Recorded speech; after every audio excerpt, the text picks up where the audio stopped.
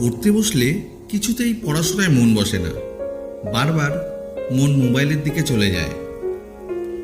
মনে হয় ফেসবুকে পাঠানো পোস্টে কতগুলি লাইক, হোয়াটসঅ্যাপে বন্ধুদের পাঠানো মেসেজ কিংবা ইউটিউবে আরেকটি ভিডিও দেখে নিই।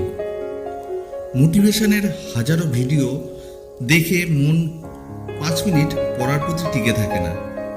পড়তে বসলেই সারাদিনের নানান চিন্তা মনের মধ্যে বাসা বাঁধে। বন্ধুবান্ধবীদের কথা মনে পড়ে। পড়তে বসলেই কোন বন্ধু কি বলল, কোন বান্ধবী আজকে আমাকে দেখে হাসলো, এই সকল সমস্যা মাথার মধ্যে ঘোরে। আর এই সকল সমস্যা থেকে বেরিয়ে পড়ায় কিভাবে মনোযোগী হবে তা জানতে তুমি একটি সঠিক ভিডিও ক্লিক করেছো। দেখো বন্ধু, 14 থেকে 25 বছর বয়স জীবনের এমন একটা গুরুত্বপূর্ণ সময়